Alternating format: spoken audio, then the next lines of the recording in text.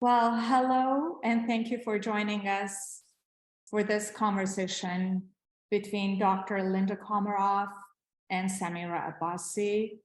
This talk is hosted by ADVOCARTSY and in conjunction with Samira's current solo exhibition at ADVOCARTSY's West Hollywood Gallery, entitled Embodied Mythologies, installation shots of which you are viewing now.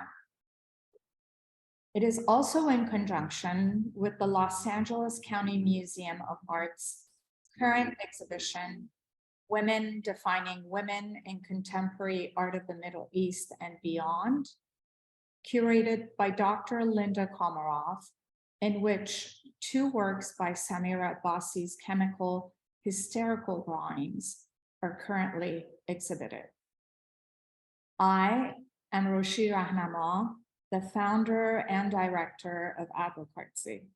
Since 2015, ADVOCARTSY has dedicated its efforts to bringing awareness to and engagement with artists of Iranian origin, with museums, collectors, and institutions in the United States and beyond.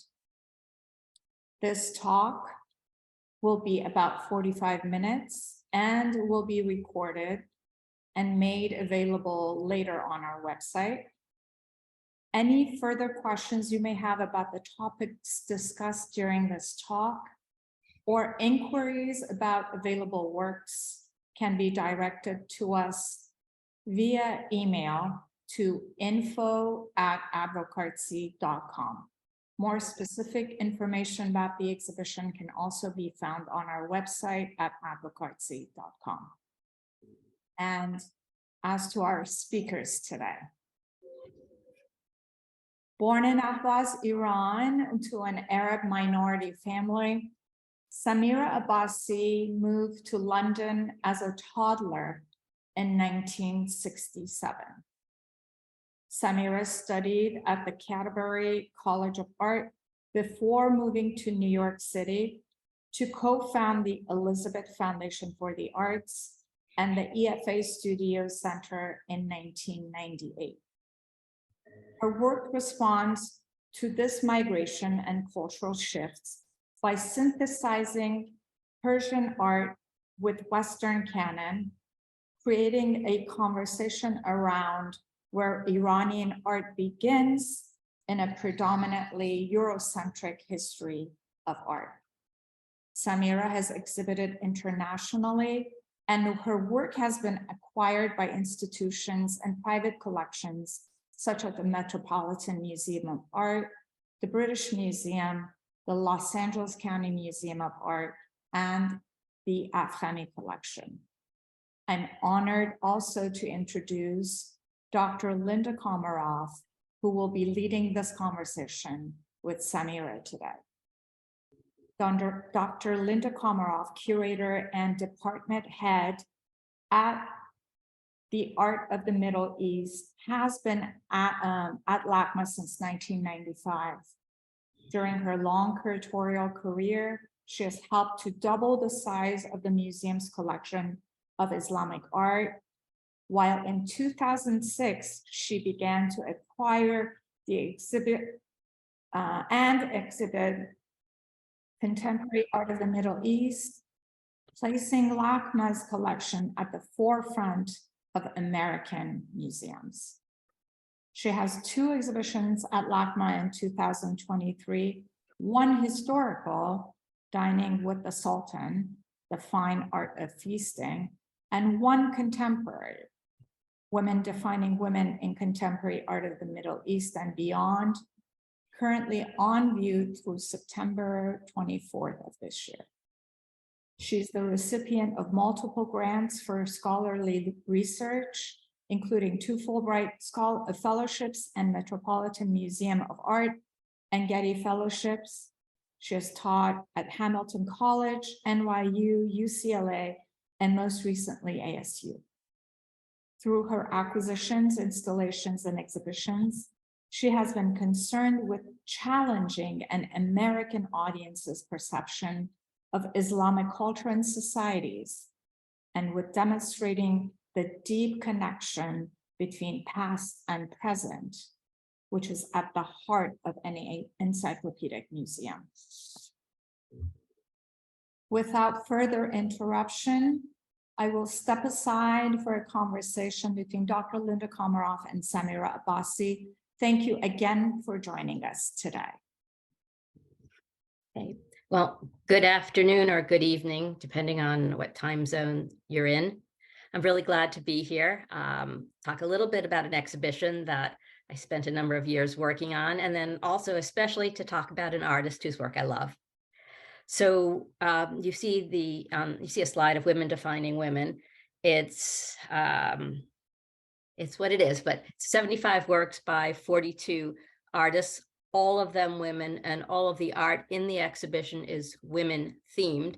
So it'll become apparent very shortly why Samira's work had to be included in the exhibition. The works in the exhibition are the artists providing not only a definition of self, but for women everywhere. It's not specific to whatever region they come from or faith or nationality, but it's all women. Something that's really important in America right now, I think.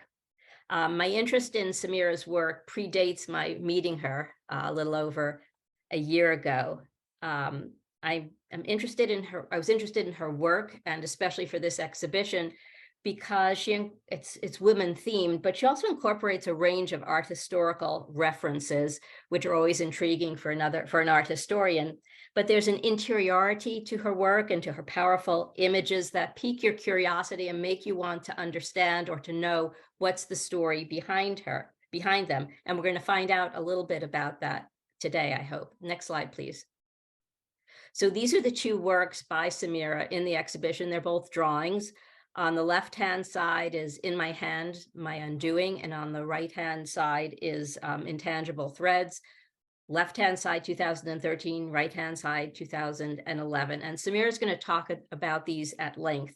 I picked these two out of a slew of drawings that I looked like, and it was a very, very hard choice, and I couldn't even narrow it down to one of them. So we had to have both of them in the exhibition. The one on the left-hand side belongs to LACMA, thanks to Muhammad Afghani. The one on the right-hand side is in the Muhammad Afghani Foundation collection. I was very happy last summer to have the opportunity to introduce Mr. Afghani to Samira's work.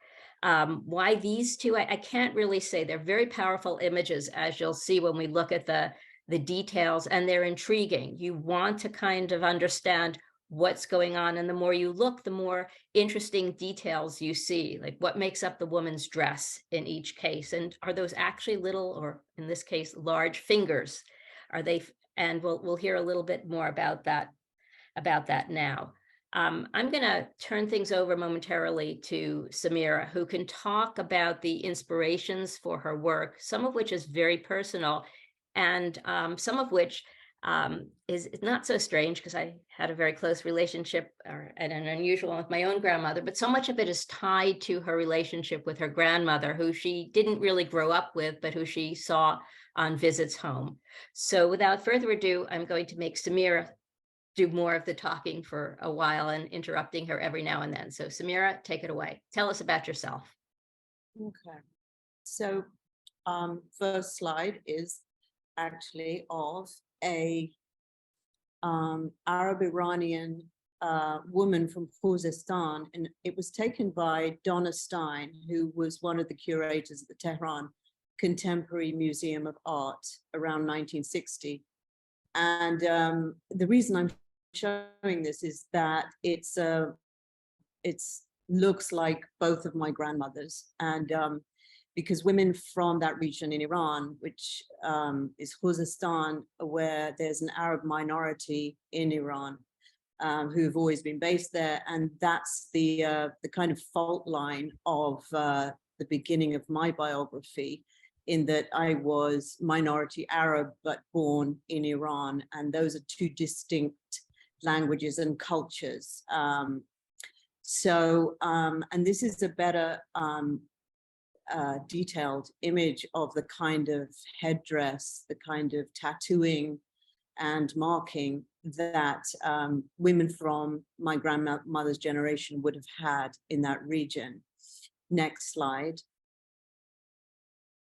This is a actual photograph of my maternal grandmother and my maternal grandfather. And this was actually taken in the house that I was born in a month after the photograph was taken. And it's something that I uncovered recently. And it's during my childhood, we used to visit Iran every couple of years until I was 12. And that's when the revolution happened. We stopped going after that. But my memories of my grandmother were sort of rich and complex, and one of which was, you know, I didn't ever see her hair in public.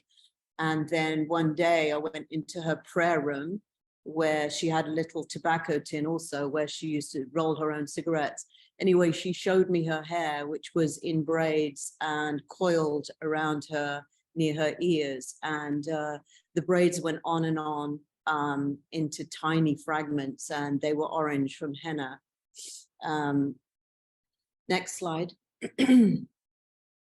This is the first of the 2 drawings at LACMA. And I wanted to talk first of all about the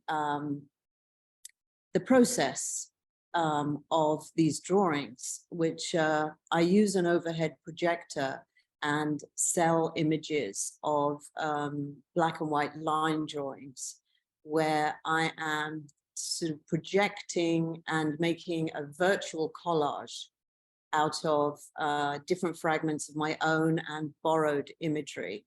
And this and the other drawing at LACMA use the Mehendi henna hand tattoo as the skirt. And in this one, it trails away almost snake-like. This is the one that's called In My Hands, My Undoing. And it's the metaphor, I use that as a metaphor for how our actions become our fate, and how those actions then become imprinted on our bodies. The braid in this, as in a lot of the work and the trope of the hair, is I use it as an umbilical connection to our genetic past, also an emblem of time itself. And later on, I'll talk about how it's also an internal idea of how we sabotage ourselves. Next slide. This is a close-up of the Mehendi design that I referred to before. And it is taken from a box of henna, which you mix and make the tattoos from. And it's used in Iran as well as all across India. And what interests me about this in particular is the language of pattern, and how these patterns are also, they remind me of the original, the first photo I showed of the tattoos on the Khuzestani woman. Next slide. And this is a side-by-side. This is the second drawing that's at LACMA. And, you know, the spiral braid idea that I mentioned about my grandmother is in this one. This one's called Intangible Threads. And it's an overlay of 3 images: the hands, the floral textile pattern, and the anatomical drawing, which is beside it. And this is a reference, it's an Islamic medical anatomical manuscript page from around the 15th century. And it's made from a time when medical systems were rooted in philosophy and cosmology, made by the dissection of mammals rather than human beings, because that wasn't allowed. Each of these, there are many of them and versions of them, and each one could represent the nervous system, the blood system, the skeletal system. And I'm intrigued by these because when I look at them and the way that they're desperately labeled in a language that I cannot read, it's as though they're trying to locate the soul in the body. Next slide. Similarly, this is more, some of them contain color, others are black and white. So I wanted to show another example. And this drawing is called Unraveling, and it's at the British Museum. And in this one, in the skirt, is written, I copied a CD of Thorm. Thorm is one of the giants of Arabic music. And I would make, I incorporated this into the dress because I was listening to the song at the time, and I wanted the figure to be imbued with the music. So it's as though I sewed it into the skirt. And Samira, if I could just interject, I've read that this was done around the time of the breakup of your marriage. Mm-hmm. And it's interesting that you chose Kalsum, and here the words fakuruni, or the phrase fakuruni, they reminded me of you, and then hajartik, which is I left you, because Yes. typical of Kalsum's songs, it's about lost love. Yes. And so it kind of ties in with everything, and for those who can read the text or who know her music. So it has a much more poignant quality to it.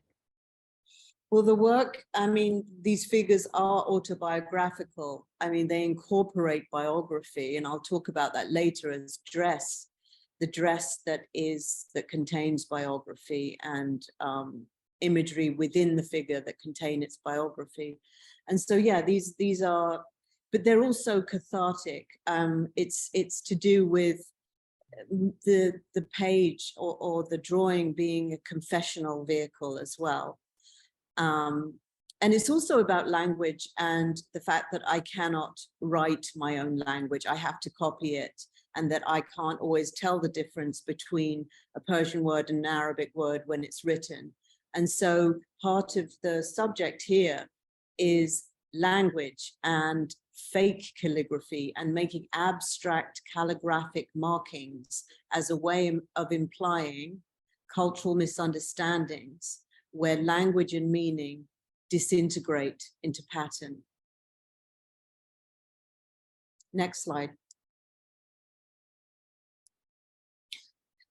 These are key reference materials for me, especially the many-headed angel, which is the one on the left.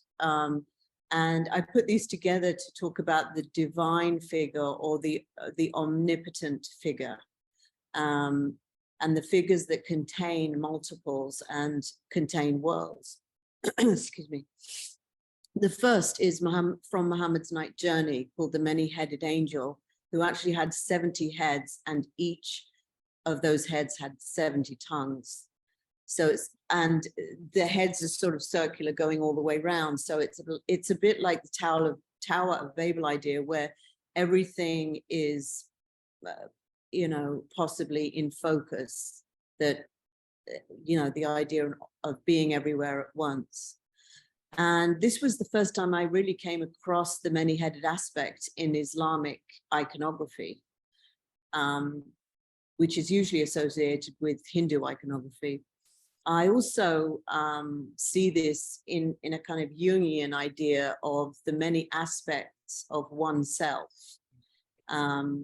And that we're all made of multiples, we contain multitudes, and we contain our ancestors. The second image is a Hindu image of,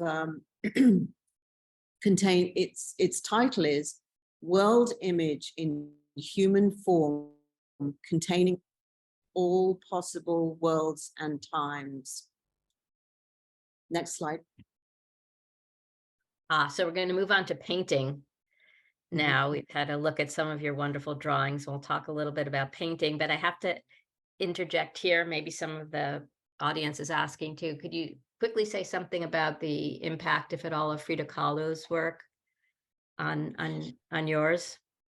Sure. I discovered Frida Kahlo when I was at college. So I graduated in '87. Since then, she has become the giant that she deserves to be, because she sort of developed the language of interiority as far as, you know, contemporary art or modern art that time. And as opposed to her husband, who was making these large scale murals of sort of political, social scenes. And she went the other way. She went inward, and she developed this extraordinary language of psychobiology and self-portraiture that I feel speaks to personally to a lot of people, both men and women. And she literally went inward because she shows her insides in some of her work. And that's something that obviously happens in your work as well. Yes, absolutely. It's the body is the vehicle of also a psychological interiority that, you know, the inside outside being played with all the, you know, in such extraordinary ways in her work. Is something that's been key to my understanding of the figure since, you know, I was 21. And here you want to talk about the heads, and I assume as well. Yeah, so again, the multiplicity, the many, what I've taken from previous references, the many-head angel, and the fragmentation of the body within the skirt, within the exterior. And you know, are we looking, you know, sometimes it's, we don't know if we're looking inside, outside, because there's an X-ray feel to it. And there's also things like the translation of butterfly into rib cage. And so it's like fractal patternings of nature. And that, you know, things like textile pattern is taken from fractal patterns of nature, which I've used and reused and found in kajar painting and Western painting. In this one, there's a figure contained that is being silenced, and hopefully, you know, seen as aspect of self in this case. And that the heads that are falling away are, you know, the other reference that comes up is Kali and Kali's belt, and that has been something that's come in and out of the work. Kali was a Hindu goddess that incorporated both sort of fertility and the concept of destruction and death. And what interests me is that in Christian iconography, we have two female figures, the Mary Magdalene and the Virgin Mary, whereas in Hindu iconography, it's one figure that contains many aspects. And that's one of the things I've borrowed over and over again, and how one figure can contain worlds. Next slide. I put together, you know, a very beautiful kajar painting. I don't know if it's the whole thing or a fragment actually, but it's, these two together are about the entwined body. Almost, this goes back to idea of conjoined twins for me, in terms of the formal way that the figure is put together as one, yet breaks open into two, or is it two merging? It's also about the language and patterning of kajar painting, and how the pattern is layered in order to create a kind of flattened perspective, which is a pictorial device that has meant more and more to me, because I went to, you know, school in England. I was taught perspective and form and so on. And since then, I have flattened and flattened, and in order to get a more essential surface, where the figure is at the surface and is present in the room rather than in a window. So there's a very different formal decision going on here. Next. Can I ask, when did you first come across kajar painting? At what point in your life? It must have been like 35 years ago. And that was something you sought out, or you just came across it? I came across it. It was in a used bookshop, and it was a Sotheby's catalogue, and it was an extraordinary revelation, because then I understood that the scale had changed. Because I was trying to do exactly that. I was trying to make the Indian miniature into a large scale oil painting, and then I realized that it had been done. And it sort of, really switched my lights on, and sort of gave me the faith to continue, I guess. Next slide. Again, the combined figures.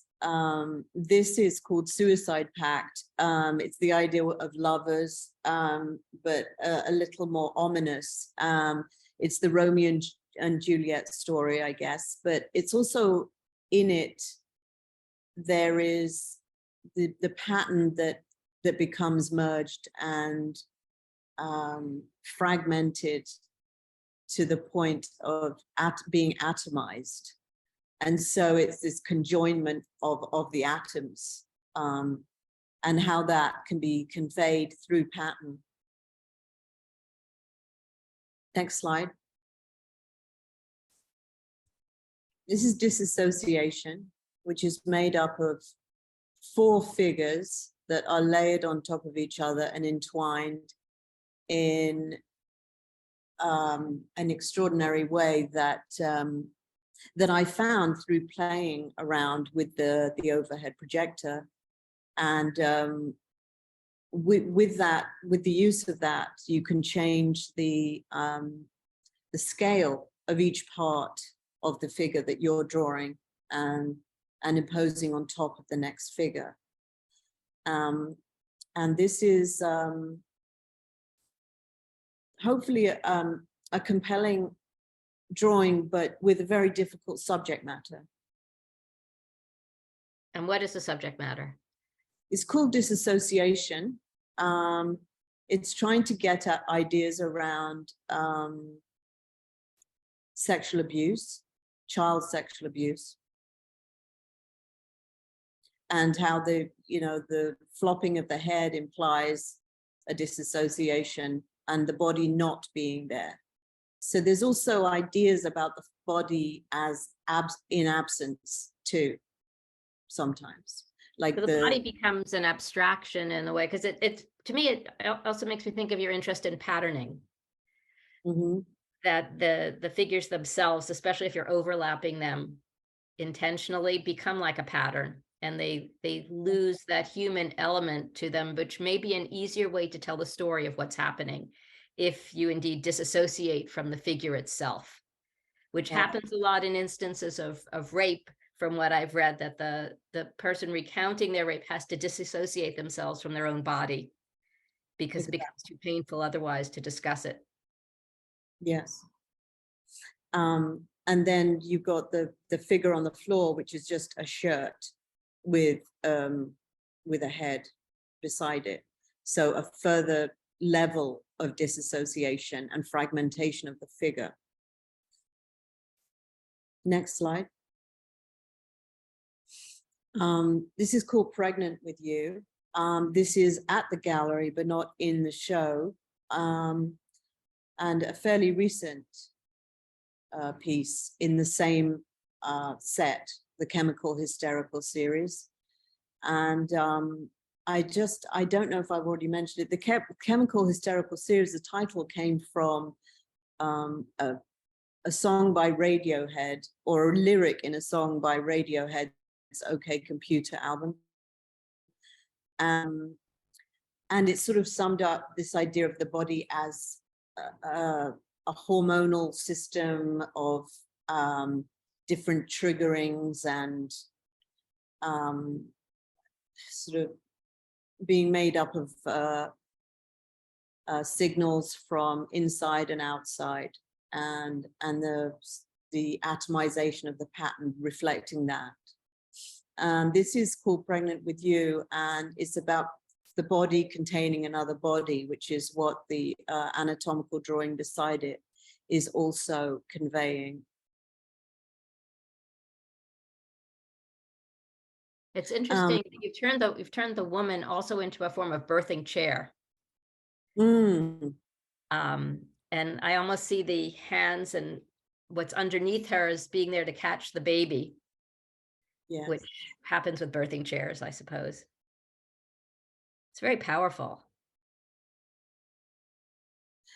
I was going to say some of the marks, some of the calligraphic marks in the skirt, for example, around that leg there, that's taken from this book of drawing. It's like an encyclopedia of line drawings from Tibetan language in drawing. And those are fire shapes. So sometimes this book, this encyclopedia I'm talking about, has pages where there's different drawings of fire in different states, and then another section where it would be water in different states, whether it's a river, the sea, a lake. And so it's a concise language of line and how to describe certain phenomena like cloud, water, and fire with line. And that's what, you know, some of this, the Chemical Sterical series uses that encyclopedic, some of those ideas. Next slide. This is Kundalini, which is also at ADVOCARTSY in the show.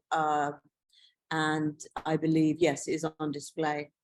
The hair trope comes up time and time again, as we've said. And the question here is that, is it being pulled out or swallowed? And this came from this idea that I had a while ago by when we say things like, I can't swallow this. What if that became solidified in the body? What does that look like if it's taken literally rather than metaphorically? And then it led to ideas of what it is to digest parts of the self and the impossibility of that. And then there's an idea of ingesting poison or ingesting the impossible in order to become whole, and that's what we do when we face difficulty or suffering. By ingesting it, by understanding, we understand it, and it becomes part of us. And can I ask, what made you decide to have the figure be off center rather than centered? It's most of my work is either slightly off center or obviously so. And it depends on what other action is going on. Her gaze, the direction of the hair being pulled, and the intensity of the hand guides the eye right a diagonal across, so that if she was if she was in the center, for me, that wouldn't be as powerful. Well, and then there's implied movement towards the right. Exactly. If she is in fact pulling the hair out, her hand is going to move to the right, as is the hair. Yeah. Next slide.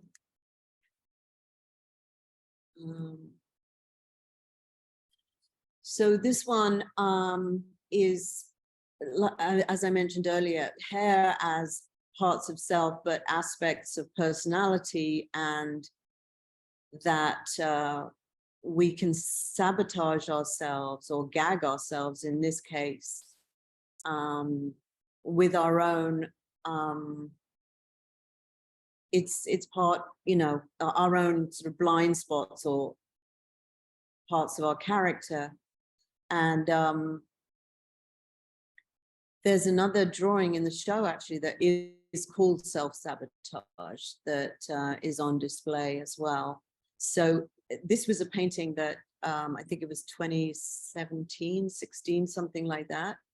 And so these ideas reoccur and overrun each other, or you know, that the ideas are that they come up in different iterations at different times, like the head's hanging off the braid here instead of hanging off the skirt, as in the Kali belt.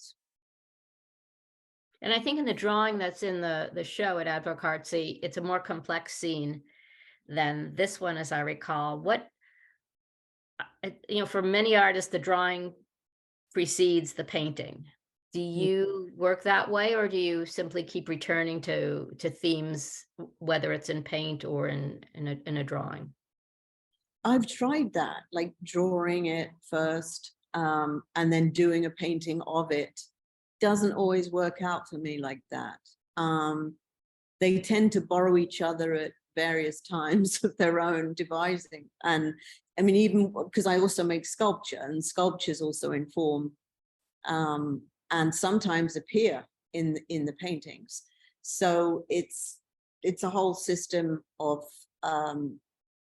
where things kind of organically come to the surface. Do you have a preference for medium? At the moment, I'm loving oil. Yeah, and well, actually, you know, I'm writing more than anything else, but that's what I want to do right now. But yes, oil paint at the moment is a favorite because it's ultimate possibilities. You know, it's just infinitely, you know, it can be anything. Transparency and its opposite, and the quality of its color is just beautiful. And your paintings are on wood, they're panels? Yeah, these are panels, and the reason I choose that is, rather than canvas, is that I can sand them, scrape them down, and get the light right back from the gesso surface, which, you know, they're gessoed like 7 or 8 times, so that if I'm scraping through, there's always like bedrock there, and, you know, I don't get to hit the wood when I'm seeking the light beneath. And this idea is based on medieval paintings of the light coming from the transparency of colored surface. So next slide. Psychic surgery. This is a recent one. I did a series of small ink drawings based on the there's some medieval European manuscripts that I found that have hands, disembodied hands coming into a body to demonstrate, I don't know, a medical thing. And it looked more esoteric than probably it was intended to look. And so I disembodied the hands, and it became the hand of the divine, or a metaphor of interior healing, psychic healing, and the rearrangement of the heart, which is reflected then in the double head and the many heads and the birds, which has an ethereal kind of otherworldly quality. So it's the combination of the otherworldly with the severely physical hand inside the chest. And next slide, actually, because that will further my, yes. So this is obviously Christ and Hanuman. Hanuman is a Hindu god, Hindu monkey god, who is showing us the gods that he contained.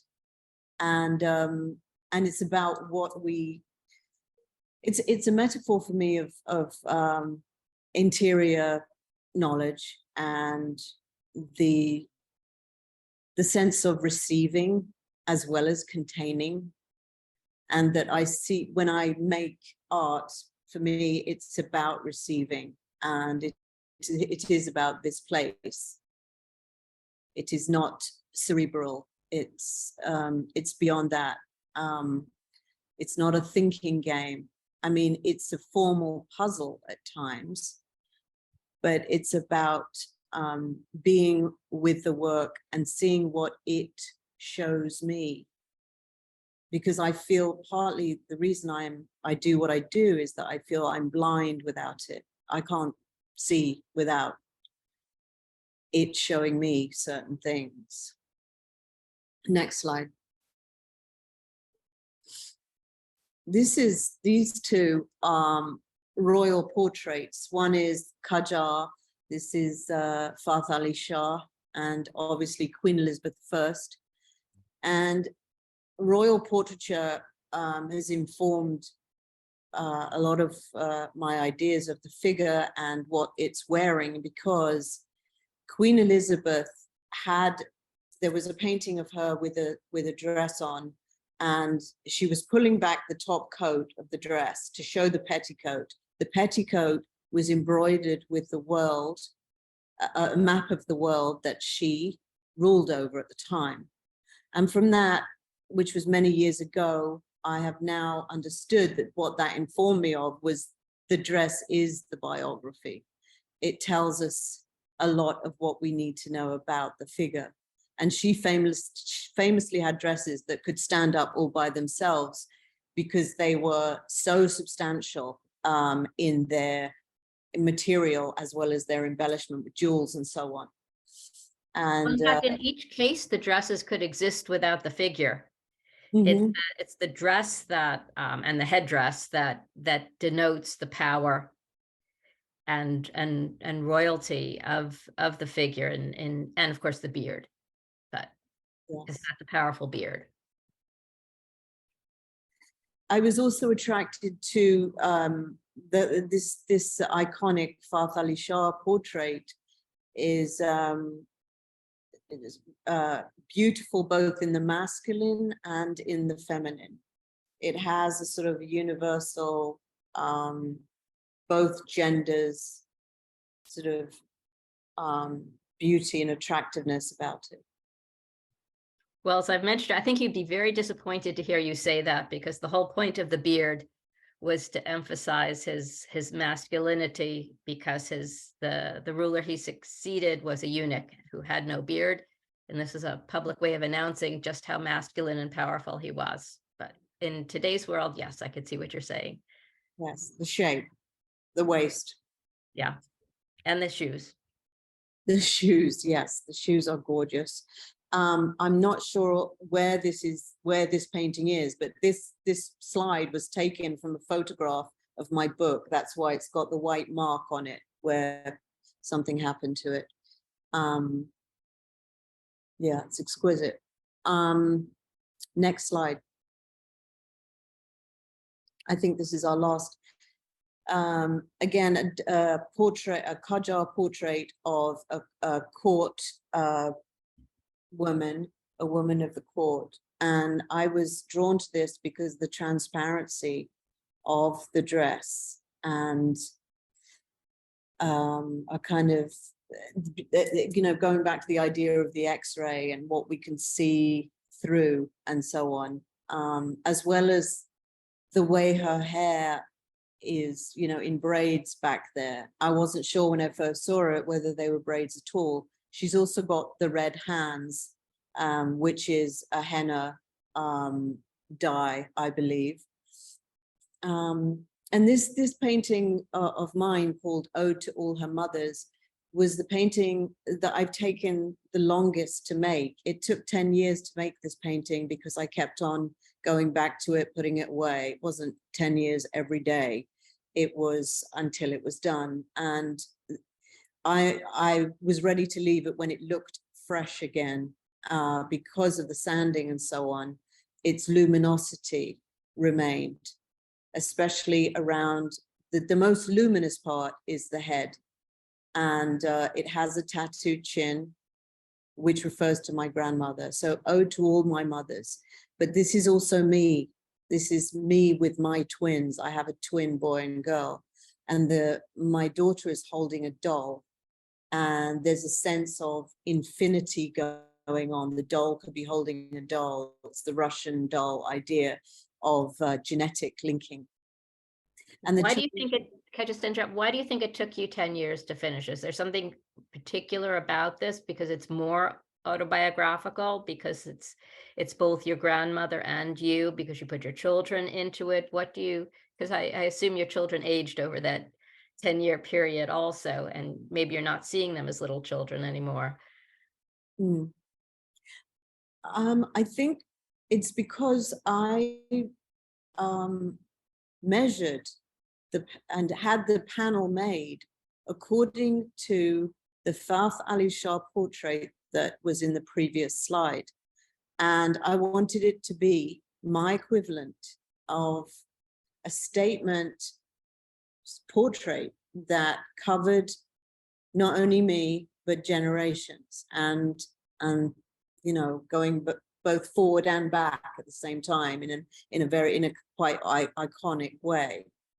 It also, I was going to mention the Chinese cloud, or Tibetan cloud behind her, and that refers to the art history of, you know, Persian painting, which certain periods were definitely influenced by Chinese language and tropes.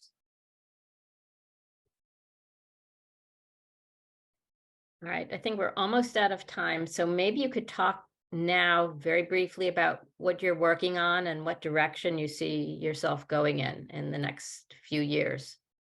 Well, at the moment at the studio, I've got various things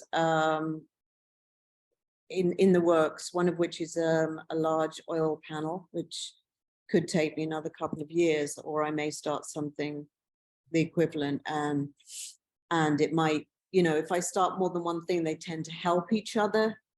I'm also doing a set of smaller gouache and collage paintings, which kind of tend to breed quicker ideas, because the oil painting's taking so long. The quicker ideas are coming through the small scale work. I also have a museum show at the Brattleboro Museum next year that I'm considering as an installation, which I have not done so much before, as, you know, having an entire room to curate, both using sculpture, painting, and maybe sketchbook pages. So I'm trying to coalesce an idea that would be verified by all of those different ways of making that I do.